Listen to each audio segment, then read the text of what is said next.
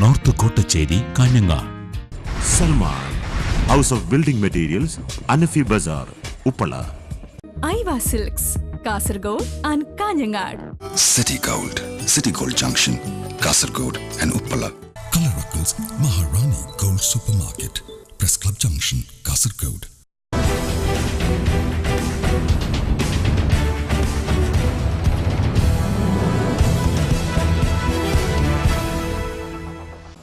ನಮಸ್ಕಾರ. KCN ವಾರ್ತೆಗಳಿಗೆ ಸ್ವಾಗತ. ಮೊದಲಿಗೆ ಸುದ್ದಿಗಳ ಮುಖ್ಯಾಂಶಗಳು. ಸಾಮಾಜಿಕ ಹಿಂದುಳಿದಾವಸ್ಥೆ ಪರಿಗಣನೆ. ಜಿಲ್ಲೆಯ 26 ಪಂಚಾಯತಿನಲ್ಲಿ ಉದ್ಯೋಗ ಖಾತ್ರಿ ಯೋಜನೆ ಮತ್ತಷ್ಟು ಸಕ್ರಿಯ. ಸೀತಂಗೋಳಿ ದುರಂತ ಹಿನ್ನೆಲೆ ಜಿಲ್ಲೆಯ ಬಸ್ಸುಗಳ ಕ್ಷಮತೆ ತಪಾಸಣೆ. 3 ಬಸ್ ರದ್ದತಿಗೆ MVI ಆದೇಶ. 70ರಷ್ಟು ಬಸ್ ತಕರಾರು. ಉಪ್ಪಳದಲ್ಲಿ ಶಾಲಾ ಬಸ್ಸು ಬೆಂಕಿಗಾಹುತಿ, ನಿಗೂಢತೆ ಸೃಷ್ಟಿ. ಮದ್ಯಮುಕ್ತ ಮಧೂರು ಯೋಜನೆ. ಟೊಂಕಕಟ್ಟಿ ಸರ್ಕಾರಿ ಕಿರಿಯ ಪ್ರಾಥಮಿಕ ಶಾಲೆ ಗೃಹ ಸಂದರ್ಶನ ಸಹಿತ ಕಾರ್ಯಕ್ಕೆ ಚಾಲನೆ. ಸುದ್ದಿಗಳು ವಿವರವಾಗಿ. ಉದ್ಯೋಗ ಖಾತ್ರಿ ಯೋಜನೆಯ ಅಂಗವಾಗಿ ಸಾಮಾಜಿಕ ಹಿಂದುಳಿದಾವಸ್ಥೆಯನ್ನು ಪರಿಗಣಿಸಿ ಜಿಲ್ಲೆಯ 4 ಬ್ಲಾಕ್ಗಳ 26 ಪಂಚಾಯತ್ಗಳನ್ನು ತ್ವರಿತ ಪಾಲುಗಾರಿಕಾ ಯೋಜನೆ ಪ್ರಕ್ರಿಯೆಯಲ್ಲಿ ಒಳಪಡಿಸಲಾಗಿದೆ. ಮಂಜೇಶ್ವರ, ಕಾರಡ್ಕ, ಕಾഞ്ഞങ്ങാട്, ಪರಪ್ಪ ಎಂಬಿ ಬ್ಲಾಕ್ಗಳ 26 ಪಂಚಾಯತ್ಗಳ 443 ವಾರ್ಡುಗಳಲ್ಲಿ ಇದರನ್ವಯ ವಿಸ್ತೃತ ಸರ್ವೆ ನಡೆಸಲಾಗುವುದು. ಸದ್ರಿ ಯೋಜನೆಯಲ್ಲಿ ರಾಜ್ಯದ 50 ಬ್ಲಾಕ್ಗಳಿವೆ. ಜೀವನೋಪಾಯಕ್ಕಾಗಿ ಕೃಷಿ ಕ್ಷೇತ್ರವನ್ನು ಆಶ್ರಯಿಸುವ ಕುಟುಂಬಗಳ ಸಂಖ್ಯೆ, ಕೃಷಿ ಕಾರ್ಮಿಕರ ಸಂಖ್ಯೆ, ಸಾಕ್ಷರತಾ ಗುಣಮಟ್ಟ, ಮಹಿಳಾ ಸಾಕ್ಷರತಾ ಗುಣಮಟ್ಟ, ವಿದ್ಯುತ್ ಸಂಪರ್ಕ ದೊರಕದಿರುವ ಮನೆಗಳ ಸಂಖ್ಯೆ, ಶುದ್ಧ ನೀರು ಲಭ್ಯತೆಗಿರುವ ತೊಡಕು, ಪಾಯಿಖಾನೆ ಇಲ್ಲದ ಮನೆ, ಪರಿಶಿಷ್ಟ ಜಾತಿ ವರ್ಗ ಜನಸಂಖ್ಯೆ, ಬಡತನ ರೇಖೆಗಿಂತ ಕೆಳಗಿನ ಕುಟುಂಬಗಳ ಸಂಖ್ಯೆ ಮೊದಲಾದ ಸೂಚಕಗಳಿಂದ ಜಿಲ್ಲೆಯ ಹಿಂದುಳಿದಾವಸ್ಥೆಯನ್ನು ನಿರ್ಣಯಿಸಲಾಗಿದೆ. ಬ್ಲಾಕ್ ಮಟ್ಟದಲ್ಲಿ ರೂಪೀಕರಿಸಲಾದ ಸರ್ವೆ ತಂಡಗಳು ಪಂಚಾಯತಿನ ಪ್ರತಿಯೊಂದು ಪ್ರದೇಶ ಮನೆಗಳನ್ನು ಸಂದರ್ಶಿಸಿ ಮಾಹಿತಿ, ಬೇಡಿಕೆಗಳನ್ನು ದಾಖಲಿಸುವುದು. ಇದರ ಆಧಾರದಲ್ಲಿ ಮುಂದಿನ ಆರ್ಥಿಕ ವರ್ಷದ ಉದ್ಯೋಗ ಖಾತ್ರಿ ಯೋಜನೆಯಲ್ಲಿ ವಹಿಸಲಾಗುವುದು. AAY ಮನೆಗಳಿಗೆ ಅಗತ್ಯವಾದ ಉದ್ಯೋಗ ದಿನ ನೀಡಿಕೆ, ಪಾಯಿಖಾನೆ ನಿರ್ಮಾಣಕ್ಕೆ ಅಗತ್ಯವಾದ ಉದ್ಯೋಗ ದಿನ ನೀಡಿಕೆ, ತರಕಾರಿ ಕೃಷಿ ನಡೆಸುವ ಕಾರ್ಯ, ಬಾವಿ, ಕಂಪೋಸ್ಟ್ ಹೊಂಡ, ಮಳೆನೀರು ಸಂಗ್ರಹ ಹೊಂಡ, ಕೋಳಿ, ಆಡಿನ ಗೂಡು, ಹಟ್ಟಿ, ಮೀನು ಒಣಗಿಸುವ ಶೆಡ್ ಎಂಬಿವುಗಳ ನಿರ್ಮಾಣ ಮೊದಲಾದ ಕೆಲಸ ಕಾರ್ಯಗಳನ್ನು ಈ ಮೂಲಕ ವಹಿಸಲಾಗುವುದು. ಮೋಟಾರ್ ವಾಹನ ಇಲಾಖೆ ನೇತೃತ್ವದಲ್ಲಿ ಜಿಲ್ಲೆಯ ಬಸ್ಗಳಿಗಾಗಿ ವಾಹನ ತಪಾಸಣಾ ಶಿಬಿರ ನಡೆಸಲಾಯಿತು. ತಜ್ಞ ಮೆಕ್ಯಾನಿಕ್ಗಳ ನೆರವಿನೊಂದಿಗೆ ನಗರದ ಹೊಸ ಬಸ್ ನಿಲ್ದಾಣ ಪರಿಸರದಲ್ಲಿ ಶಿಬಿರ ನಡೆದಿದೆ. ಈ ಸಂಬಂಧ ಜಿಲ್ಲಾ ಸಾರಿಗೆ ಅಧಿಕಾರಿ ಪ್ರಕಾಶ್ ಬಾಬು ಅವರ ನೇತೃತ್ವದಲ್ಲಿ 150ರಷ್ಟು ವಾಹನಗಳನ್ನು ತಪಾಸಿಸಲಾಯಿತು. ಇತ್ತೀಚೆಗೆ ಸೀತಂಗೋಳಿ ಪೇಟೆಯಲ್ಲಿ ಬ್ರೇಕ್ ವೈಫಲ್ಯಕ್ಕೀಡಾದ ಬಸ್ಸು ಭಾರೀ ದುರಂತ ತಂದಿದ್ದ ಹಿನ್ನೆಲೆಯಲ್ಲಿ ಈ ರೀತಿ ಶಿಬಿರ ನಡೆಸಲಾಗಿದೆ. ತಜ್ಞ ಪರಿಶೋಧಕರು ಬಸ್ಸಿನ ಬ್ರೇಕ್ ಇಂಜಿನ್ ತಕರಾರುಗಳನ್ನು ಪರಿಶೋಧಿಸಿದರು. 150 ಬಸ್ಸುಗಳನ್ನು ತಪಾಸಣೆಗೆ ಒಳಪಡಿಸಲಾಗಿದೆ. ಈ ಪೈಕಿ 70ರಷ್ಟು ಬಸ್ಸುಗಳಿಗೆ ಸಣ್ಣ ಪುಟ್ಟ ತಕರಾರು ಪತ್ತೆ ಹಚ್ಚಲಾಗಿದೆ. ತಪಾಸಕರು ತಪಾಸಣೆ ನಡೆಸಿ ನೀಡುವ ಸರ್ಟಿಫಿಕೇಟ್ನೊಂದಿಗೆ ಮೋಟಾರು ವಾಹನ ಇಲಾಖೆ ಅಧಿಕಾರಿಗಳನ್ನು ಭೇಟಿಯಾಗಲು ನಿರ್ದೇಶಿಸಲಾಗಿದೆ. ರಸ್ತೆಗೆ ಇಳಿಯುವ ಸ್ಥಿತಿಯಲ್ಲಿ ಇಲ್ಲದ 2 ಬಸ್ಸುಗಳ ಯಾನ ಮೊಟಕುಗೊಳಿಸಲು ಆದೇಶಿಸಲಾಗಿದೆ. ಸ್ಪೀಡ್ ಗವರ್ನರ್ ಅಳವಡಿಸಿದ 1 ಬಸ್ಸಿಗೂ ನೋಟಿಸ್ ಜಾರಿಗೊಳಿಸಲಾಗಿದೆ. ಜಿಲ್ಲಾ ಸಾರಿಗೆ ಅಧಿಕಾರಿ ಪ್ರಕಾಶ್ ಬಾಬು, ಮೋಟಾರ್ ವೆಹಿಕಲ್ ಇನ್ಸ್ಪೆಕ್ಟರ್ಗಳಾದ TJ ತಂಗಚನ್, ಬೆನ್ನಿ ಪೋಲ್, ಸಹಾಯಕ ಮೋಟಾರ್ ವೆಹಿಕಲ್ ಇನ್ಸ್ಪೆಕ್ಟರ್ಗಳಾದ ಪದ್ಮಲಾಲ್, ಪ್ರದೀಪ್ ಕುಮಾರ್, ಚಂದ್ರಕುಮಾರ್, ಜಯರಾಮ್ ಮೊದಲಾದವರು ಭಾಗವಹಿಸಿದ್ದರು. ಆಟೋ ರಿಕ್ಷಾ ಕಾರ್ಮಿಕರು ಜಿಲ್ಲಾದ್ಯಂತ ಲೀಗಲ್ ಮೆಟ್ರಾಲಜಿ ಕಚೇರಿ ಮುಂದೆ ಪ್ರತಿಭಟನಾ ಧರಣಿ ಮುಷ್ಕರ ನಡೆಸಿದರು. ಆಟೋ ರಿಕ್ಷಾ ಮೀಟರಿಗೆ ಮುದ್ರೆ ಒತ್ತಲು ಸಮಯ ವ್ಯಾಪ್ತಿ ದಾಟಿದಲ್ಲಿ 2,000 ರೂಪಾಯಿ ದಂಡ ಪಾವತಿಸಬೇಕೆಂಬ ನಿರ್ದೇಶವನ್ನು ಪ್ರತಿಭಟಿಸಿ ಜಾಥಾ ಹಾಗೂ ಧರಣಿ ಮುಷ್ಕರ ನಡೆಸಲಾಗಿದೆ. ಜಿಲ್ಲೆಯ ಕಾಸರಗೋಡು, ಕಾഞ്ഞങ്ങാട്, ನೀಲೇಶ್ವರ ಮೊದಲಾದೆಡೆ ಪ್ರತಿಭಟನಾ ಮುಷ್ಕರ ನಡೆದು ಹಲವಾರು ಮಂದಿ ಭಾಗವಹಿಸಿದರು.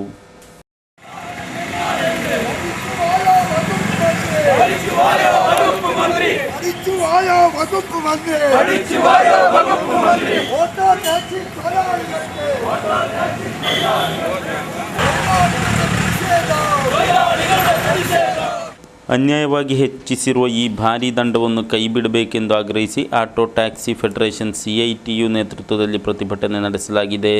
ಕಾಸರಗೋಡಿನಲ್ಲಿ ಆಟೋ ಕಾರ್ಮಿಕರು ನಡೆಸಿದ ಧರಣಿ ಸತ್ಯಾಗ್ರಹವನ್ನು CITU ಜಿಲ್ಲಾ ಪ್ರಧಾನ ಕಾರ್ಯದರ್ಶಿ TK ರಾಜನ್ ಉದ್ಘಾಟಿಸಿದರು.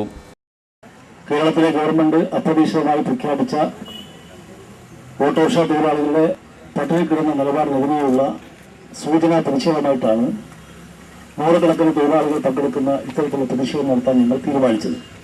CITU ಮುಖಂಡ ಗಿರಿಕೃಷ್ಣನ್ ಸಹಿತ ನಾಯಕರು ನೇತೃತ್ವ ನೀಡಿದರು. ಮಧೂರು ಗ್ರಾಮ ಪಂಚಾಯತಿನ ಸರ್ಕಾರಿ ಕಿರಿಯ ಬುನಾದಿ ಶಾಲೆಯ ನೇತೃತ್ವದಲ್ಲಿ ಮದ್ಯ ಮುಕ್ತ ಮಧೂರು ಯಜ್ಞ ಹಮ್ಮಿಕೊಳ್ಳಲಾಗಿದೆ. ಇದರ ಅಂಗವಾಗಿ ಗೃಹ ಸಂದರ್ಶನ, ಸರ್ವೆ, ಮದ್ಯಪಾನ ದೋಷಗಳ ಬಗ್ಗೆ ನೋಟಿಸ್ ಪ್ರಚಾರ ಎಂಬಿಯುಗಳನ್ನು ನಡೆಸಲಾಗುವುದೆಂದು ಸಂಬಂಧಪಟ್ಟವರು ಸುದ್ದಿಗೋಷ್ಠಿಯಲ್ಲಿ ತಿಳಿಸಿದ್ದಾರೆ. ಯಜ್ಞದ ಅಂಗವಾಗಿ ಶನಿವಾರದಂದು ಪೂರ್ವಾಹ್ನ ಮಧೂರು ದೇಗುಲ ಬಳಿಯಲ್ಲಿ ಮಧ್ಯವರ್ಜನ ಕಾಲ್ನಡಿಗೆ ಜಾಥಾಕ್ಕೆ ನಾಂದಿ ಹಾಡಲಾಗುವುದು. ಕಾರ್ಯಕ್ರಮವನ್ನು ಶಾಸಕ NN ನೆಲ್ಲಿಕುನ್ ಉದ್ಘಾಟಿಸಲಿರುವರು. ಮಧೂರು ಗ್ರಾಮ ಪಂಚಾಯತ್ ಉಪಾಧ್ಯಕ್ಷೆ ಸುಜ್ಞಾನಿ ಶಾನ್ಭೋಗ್ ಸಹಿತ ಪ್ರಮುಖರು ಭಾಗವಹಿಸಲಿದ್ದಾರೆ. ಮರುದಿನ ಭಾನುವಾರ ಪರಕಿಲ್ಲದಿಂದ ಹೊರಡುವ ಕಾಲ್ನಡಿಗೆ ಜಾಥಾವನ್ನು ಬ್ರಹ್ಮಶ್ರೀ ಉಳಿಯ ವಿಷ್ಣು ಅಸ್ತ್ರ ಉದ್ಘಾಟಿಸಲಿದ್ದಾರೆ. ಕಾರ್ಯಕ್ರಮಗಳಲ್ಲಿ ಜಿಲ್ಲೆಯ ಅಬಕಾರಿ ಇಲಾಖಾ ಉನ್ನತಾಧಿಕಾರಿಗಳು ಭಾಗವಹಿಸಲಿರುವರು ಎಂದು ತಿಳಿಸಲಾಗಿದೆ. മഹാത്മാജിയുടെ ജന്മദിനം തൊട്ട് രാഷ്ട്രശില്പി നെഹ്റുവിൻ്റെ ജന്മദിനം വരെ കൊണ്ടാടുന്നത്. അതിൻ്റെ ഭാഗമായി നവംബർ 8-ാം തീയതി 9-ാം തീയതി ഇതിൻ്റെ മറ്റൊരു ദൗത്യമായി ഒരു കാൽനട പ്രചരണ ജാഥ, മദ്യവർജന ജാഥ നടത്താൻ തീരുമാനിക്കും. 8-ാം തീയതി രാവിലെ മധൂർ ക്ഷേത്ര പരിസരത്ത് വെച്ച് കാസർഗോഡ് MLA ബഹുമാനപ്പെട്ട ശ്രീ NN ನೆಲ್ಲಿಕುನ್ ಅವರುಗಳാണ് ಉದ್ಘಾಟನೆ ചെയ്യുന്നത്. ಸುದ್ದಿಗೋಷ್ಠಿಯಲ್ಲಿ ಶಾಲಾ ರಕ್ಷಕ ಶಿಕ್ಷಕ ಸಂಘದ ಅಧ್ಯಕ್ಷ A. ಗೋಪಾಲ್ ನಾಯಕ್, ಉಪಜಿಲ್ಲಾ ಶಿಕ್ಷಣಾಧಿಕಾರಿ P. ರವೀಂದ್ರರಾವ್, ತಾರಾನಾಥ ಮಧೂರು, ಮುಖ್ಯೋಪಾಧ್ಯಾಯ ಸೀತಾರಾಮ್ ಮಾಸ್ಟರ್, B. ಬಾಲಕೃಷ್ಣ ಗೀತಾಯ ಮೊದಲಾದವರು ಉಪಸ್ಥಿತರಿದ್ದರು. ರೇಷನ್ ಕಾರ್ಡು ನವೀಕರಿಸಲು ಸಪ್ಲೈಕೋ ಅಧಿಕಾರಿಗಳು ನಿರ್ಧರಿಸಿದ್ದು ಡಿಸೆಂಬರ್ 1ರಿಂದ ಅರ್ಜಿ ಸ್ವೀಕರಿಸುವುದಾಗಿ ತಿಳಿಸಿದ್ದಾರೆ. ಆಯಾ ರೇಷನ್ ಅಂಗಡಿಗಳಲ್ಲಿ ಅರ್ಜಿಗಳು ಲಭ್ಯವಾಗಲಿದ್ದು ಡಿಸೆಂಬರ್ 16ರಿಂದ ಆರಂಭವಾಗಲಿರುವ ತಪಾಸಣಾ ಶಿಬಿರದಲ್ಲಿ ಅರ್ಜಿಗಳನ್ನು ಭರ್ತಿಗೊಳಿಸಿ ಸಲ್ಲಿಸಬೇಕೆಂದು ಸ್ಪಷ್ಟಪಡಿಸಿದ್ದಾರೆ. 2 ವಿಭಾಗಗಳಲ್ಲಿ ಅರ್ಜಿಗಳು ಒಳಗೊಂಡಿವೆ. ಮೊದಲ ವಿಭಾಗದಲ್ಲಿ ಪ್ರಸ್ತುತ ಕಾರ್ಡ್ ನವೀಕರಿಸುವ ಮಾಹಿತಿಗಳನ್ನು ಬರೆಯಬೇಕು. ಇದರಲ್ಲಿ ಹೆಸರು ಸೇರ್ಪಡೆಗೆ ಹಾಗೂ ಕೈಬಿಡಲು ಅವಕಾಶವಿದೆ. ಎರಡನೇ ವಿಭಾಗದಲ್ಲಿ ಆಹಾರ ಸುರಕ್ಷಾ ಕಾಯ್ದೆ ಅನ್ವಯ ಆದ್ಯತೆಯೇತರ ಎಂದು ಪತ್ತೆ ಹಚ್ಚಲು ಇರುವ ಸ್ಮಾರ್ಟ್ ಕಾರ್ಡ್ಗೆ ಇರುವ ಮಾಹಿತಿ ಸಂಗ್ರಹಿಸಲಾಗುವುದು. ಡಿಸೆಂಬರ್ 16ರಿಂದ ಆರಂಭವಾಗುವ ಭಾವಚಿತ್ರ ತೆಗೆಯುವ ಹಾಗೂ ತಪಾಸಣಾ ಶಿಬಿರದಲ್ಲಿ ಅರ್ಜಿಗಳನ್ನು ಭರ್ತಿಗೊಳಿಸಿ ಸಲ್ಲಿಸಬೇಕು. ಜನವರಿ 31ರ ತನಕ ಶಿಬಿರ ನಡೆಯಲಿದೆ. ಮನೆ ಮಾಲಕಿಯ ಹೆಸರಲ್ಲಿ ಕಾರ್ಡ್ ನೀಡಲಾಗುವುದು. ಮಾಲಕಿ ಇಲ್ಲದಿದ್ದಲ್ಲಿ 18 ವರ್ಷ ಪೂರ್ಣಗೊಂಡ ಮನೆಯ ಇನ್ನೋರ್ವ ಮಹಿಳೆ ಇದ್ದರೆ ಆ ಹೆಸರನ್ನು ನಮೂದಿಸಬೇಕು. ಆದ್ಯತೆ ಹಾಗೂ ಆದ್ಯತೆಯೇತರ ಅರ್ಜಿಗಳನ್ನು ಸ್ಥಳೀಯಾಡಳಿತ ಸಂಸ್ಥೆಯ ಸಮಿತಿ ತಪಾಸಣೆ ನಡೆಸಲಿದೆ. 2015ರ ಮೇ ಜೂನ್ ತಿಂಗಳುಗಳಲ್ಲಿ ಹೊಸ ಪಡಿತರ ಚೀಟಿ ವಿತರಿಸಲು ಯೋಜನೆ ರೂಪಿಸಲಾಗಿದೆ. ಶಾಲಾ ಬಸ್ಸು ಬೆಂಕಿಗಾಹುತಿಯಾದ ಘಟನೆ ನಡೆದಿದೆ. ಉಪ್ಪಳ ಬಳಿಯ ಕುರ್ಚಿಪಳ್ಳ ಸರ್ಕಾರಿ ಹಿಂದೂಸ್ತಾನಿ ಹಿರಿಯ ಪ್ರಾಥಮಿಕ ಶಾಲೆಯ ಬಸ್ಸು ಅಗ್ನಿಗಾಹುತಿಯಾಗಿದೆ. ಗುರುವಾರ ಬೆಳಿಗ್ಗೆ ಶಾಲೆಗೆ ಶಿಕ್ಷಕರು ಆಗಮಿಸಿದ ಸಂದರ್ಭದಲ್ಲಿ ಶಾಲೆಯ ಶೆಡ್ಡಿನಲ್ಲಿದ್ದ ಬಸ್ಸಿಗೆ ಬೆಂಕಿ ತಗುಲಿರುವುದು ಗಮನಕ್ಕೆ ಬಂದಿದೆ. ಶೆಡ್ನಲ್ಲಿರಿಸಿದ್ದ ಬಸ್ ಉರಿಯುತ್ತಿರುವುದನ್ನು ಗಮನಿಸಿದ ಶಿಕ್ಷಕರು ಅಗ್ನಿಶಾಮಕ ದಳದವರಿಗೆ ಮಾಹಿತಿ ನೀಡಿ ಸ್ಥಳೀಯರ ಸಹಕಾರದಿಂದ ಬೆಂಕಿ ನಂದಿಸಲು ಯತ್ನಿಸಿದರು. ಆದರೆ ಅಷ್ಟರಲ್ಲಾಗಲೇ ಬಸ್ ಬಹುತೇಕ ಉರಿದು ಹೋಗಿತ್ತು. ಶಾರ್ಟ್ ಸರ್ಕ್ಯೂಟ್ ಅಥವಾ ಕಿಡಿಗೇಡಿಗಳ ಕೃತ್ಯವೇ ಎಂದು ಪೊಲೀಸರು ತನಿಖೆ ನಡೆಸುತ್ತಿದ್ದಾರೆ. ತಾಂತ್ರಿಕ ತೊಂದರೆಗಳಿಂದ ಬಸ್ಸನ್ನು ಕಳೆದ 3 ತಿಂಗಳುಗಳಿಂದ ಶೆಡ್ಡಿನಲ್ಲಿ ನಿಲ್ಲಿಸಲಾಗಿತ್ತು ಎಂದು ಶಾಲಾ ಶಿಕ್ಷಕರು ಸ್ಪಷ್ಟನೆ ನೀಡಿದ್ದಾರೆ. ರೇಷನ್ ವ್ಯಾಪಾರಿಗಳ ಕಮಿಷನ್ ಮೊತ್ತ ಹೆಚ್ಚಿಸಲು ಸರ್ಕಾರ ನಿರ್ಧರಿಸಿದ್ದು, ರೇಷನ್ ವ್ಯಾಪಾರಿಗಳ ಸಂಘಟನಾ ಪ್ರತಿನಿಧಿಗಳೊಂದಿಗೆ ಸಚಿವ ಅನೂಪ್ ಜೇಕಬ್ ನಡೆಸಿದ ಮಾತುಕತೆಯ ಬಳಿಕ ಈ ನಿರ್ಣಯಕ್ಕೆ ಸರ್ಕಾರ ಬಂದಿದೆ. ಇದರನ್ವಯ ಪ್ರಸ್ತುತ ಪ್ರತಿ ಕೆಜಿ ಅಕ್ಕಿಗೆ 60 ಪೈಸೆಯಷ್ಟಿರುವ ಕಮಿಷನ್ 90 ಪೈಸೆಗೆ ಏರಿಕೆಯಾಗಲಿದೆ. ಇದರಿಂದ ಸರ್ಕಾರಕ್ಕೆ ಪ್ರತಿ ವರ್ಷ 42 ಕೋಟಿ ರೂಪಾಯಿ ಹೆಚ್ಚುವರಿ ಹೊರೆಯಾಗಲಿದೆ ಎಂದು ಸಚಿವರು ಸ್ಪಷ್ಟಪಡಿಸಿದ್ದಾರೆ.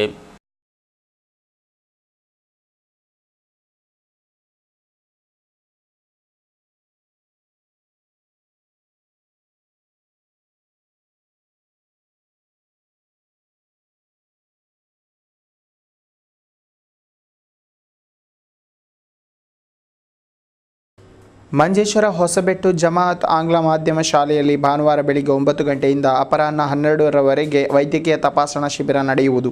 ಶಿಬಿರವನ್ನು ಶಾಸಕ PB ಅಬ್ದುಲ್ ರಜಾಕ್ ಉದ್ಘಾಟಿಸಲಿದ್ದು, ಜಿಲ್ಲಾಧಿಕಾರಿ ಮೊಹಮ್ಮದ್ ಸಗೀರ್ ಮುಖ್ಯ ಅತಿಥಿಗಳಾಗಿ ಭಾಗವಹಿಸುವರು. ಜಮಾಅತ್ ಅಧ್ಯಕ್ಷ ಅಬ್ದುಲ್ಲಾ ಹಾಜಿ ಎಮ್ಮೆ ಅಧ್ಯಕ್ಷತೆ ವಹಿಸಲಿದ್ದಾರೆ. ಸಭಾ ಕಾರ್ಯಕ್ರಮದಲ್ಲಿ ಗ್ರಾಮ ಪಂಚಾಯತ್ ಅಧ್ಯಕ್ಷೆ ನುಸ್ರತ್ ಜಹಾನ್, ಜಿಲ್ಲಾ ಪಂಚಾಯತ್ ಸದಸ್ಯ AKM ಅಶ್ರಫ್, ಮುದ್ರಿಸ್ ಅಹಮ್ಮದ್ ಬಖಾವಿ, ಮಂಜೇಶ್ವರ ಠಾಣಾಧಿಕಾರಿ ಪ್ರಮೋದ್ ಮೊದಲಾದ ಪ್ರಮುಖರು ಭಾಗವಹಿಸುವರೆಂದು ಪದಾಧಿಕಾರಿಗಳು ತಿಳಿಸಿದರು.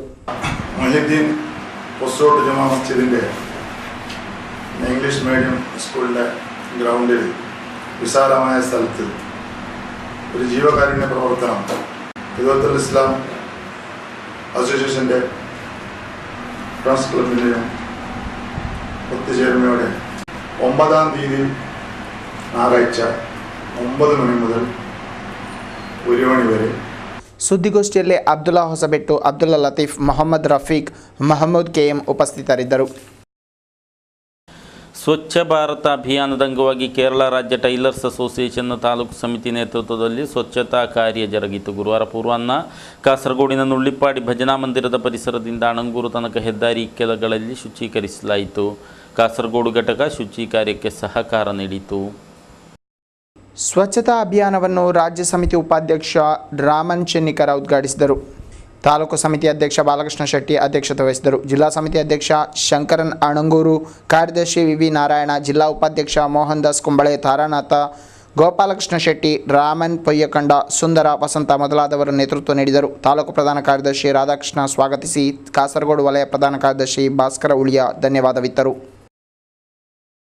ವಿಜಯ ಕರ್ನಾಟಕ ಪತ್ರಿಕೆಯ ಕಾಸರಗೋಡು ಪ್ರಸರಣಾಧಿಕಾರಿ ಅಡೂರು ಕುಂಟಾರ ನಿವಾಸಿ ಪ್ರಕಾಶ್ ಭಟ್ ನಿಧನರಾದರು. 55 ವರ್ಷ ಪ್ರಾಯವಾಗಿತ್ತು. ಬುಧವಾರ ಸಂಜೆ ಹೃದಯಾಘಾತ ಉಂಟಾದ ಹಿನ್ನೆಲೆಯಲ್ಲಿ ಇವರನ್ನು ಕಾಸರಗೋಡಿನ ಖಾಸಗಿ ಆಸ್ಪತ್ರೆಯಲ್ಲಿ ದಾಖಲಿಸಲಾಗಿತ್ತು. ಆದರೆ ಚಿಕಿತ್ಸೆ ಫಲಕಾರಿಯಾಗದೆ ಇಹಲೋಕ ತ್ಯಜಿಸಿದರು. ಪ್ರಕಾಶ್ ಭಟ್ಟರು ಕುಂಟಾರ ಮಹಾವಿಷ್ಣುಮೂರ್ತಿ ದೇವಸ್ಥಾನದ ಸೇವಾ ಸಮಿತಿ ಅಧ್ಯಕ್ಷರಾಗಿಯೂ ಹಲವು ಸಾಮಾಜಿಕ ಸಂಘಟನೆಗಳಲ್ಲೂ ಗುರುತಿಸಿಕೊಂಡಿದ್ದರು. ಮೃತರ ಪತ್ನಿ ಸುಜಯ, ಮಗಳು ಶ್ರೀಮದರ್ಶಿನಿ ಹಾಗೂ ಅಪಾರ ಅಭಿಮಾನಿಗಳನ್ನು ಹೊಂದಿದ್ದಾರೆ.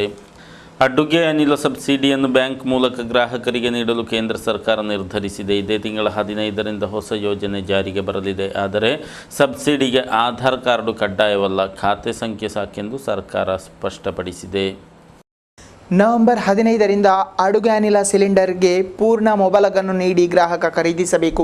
ಬಳಿಕ ಸಬ್ಸಿಡಿ ಮೊತ್ತವು ಗ್ರಾಹಕನ ಬ್ಯಾಂಕ್ ಖಾತೆಗೆ ತಲುಪುವುದು.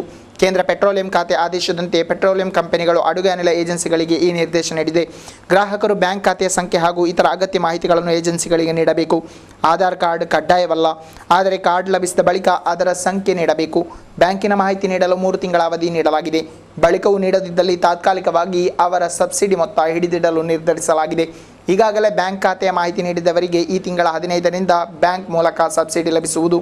ಇದರಂತೆ ಸಿಲಿಂಡರಿಗೆ 905 ರೂಪಾಯಿ ನೀಡಬೇಕು, 462 ರೂಪಾಯಿ ಸಬ್ಸಿಡಿಯಾಗಿ ಲಭಿಸುವುದು. ಬ್ಯಾಂಕ್ ಖಾತೆ ಸಂಖ್ಯೆ ನೀಡದವರಿಗೆ 3 ತಿಂಗಳವರೆಗೆ ರಿಯಾಯಿತಿ ಇದೆ. ರಾಜ್ಯದ 14 ಜಿಲ್ಲೆಗಳು ಸಹಿತ ದೇಶದ 54 ಜಿಲ್ಲೆಗಳಲ್ಲಿ ಮೊದಲ ಹಂತವಾಗಿ ಈ ವ್ಯವಸ್ಥೆಯು ನವೆಂಬರ್ 15ರಿಂದ ಜಾರಿಗೆ ಬರಲಿದೆ. ವ್ಯಕ್ತಿಗೆ ಹಲ್ಲೆಗೈದ ಪ್ರಕರಣದಲ್ಲಿ 4 ವಿರುದ್ಧ ಮೊಕದ್ದಮೆ ದಾಖಲಿಸಲಾಗಿದೆ. ಉಪ್ಪಳ ಸಮೀಪದ ಐಲ ಪೆರಿಂಗಡಿ ನಿವಾಸಿ ರಾಜೇಶ್ 28 ಹಲ್ಲೆಗೊಳಗಾದವರು. ಇವರು ನೀಡಿದ ದೂರಿನ ಮೇರೆಗೆ ಸ್ಥಳೀಯ ನಿವಾಸಿಗಳಾದ ಕೌಸರ್, ರಾಫಿ, ಅಮೀರ್ ಹಾಗೂ ಮತ್ತೋರ್ವನ ವಿರುದ್ಧ ಕೇಸು ದಾಖಲಿಸಲಾಗಿದೆ. ವೃತ್ತಿಯಲ್ಲಿ ಬೈಕ್ ಮೆಕ್ಯಾನಿಕ್ ಆಗಿರೋ ರಾಜೇಶರು ಕಳೆದ ಸೋಮವಾರ ಸಂಜೆ ಕೆಲಸ ಮುಗಿಸಿ ಮನೆಗೆ ಮರಳುತ್ತಿದ್ದಾಗ ಐಲಾ ಮೈದಾನ ಬಳಿ ಆರೋಪಿಗಳು ಹಲ್ಲೆಗೈದಿದ್ದರೆಂದು ದೂರಿನಲ್ಲಿ ತಿಳಿಸಲಾಗಿದೆ. ರಾಜೇಶ್ರನ್ನು ಕಾಸರಗೋಡಿನ ಖಾಸಗಿ ಆಸ್ಪತ್ರೆಯಲ್ಲಿ ದಾಖಲಿಸಲಾಗಿದೆ. ಕೊನೆಯಲ್ಲಿ ಮತ್ತೊಮ್ಮೆ ಸುದ್ದಿಗಳ ಮುಖ್ಯಾಂಶಗಳು. ಸಾಮಾಜಿಕ ಹಿಂದುಳಿದಾವಸ್ಥೆ ಪರಿಗಣನೆ. ಜಿಲ್ಲೆಯ 26 ಪಂಚಾಯತಿನಲ್ಲಿ ಉದ್ಯೋಗ ಖಾತ್ರಿ ಯೋಜನೆ ಮತ್ತಷ್ಟು ಸಕ್ರಿಯ. ಸೀತಂಗೋಳಿ ದುರಂತ ಹಿನ್ನೆಲೆ ಜಿಲ್ಲೆಯ ಬಸ್ಸುಗಳ ಕ್ಷಮತೆ ತಪಾಸಣೆ. 3 ಬಸ್ ರದ್ದತಿಗೆ MVI ಆದೇಶ.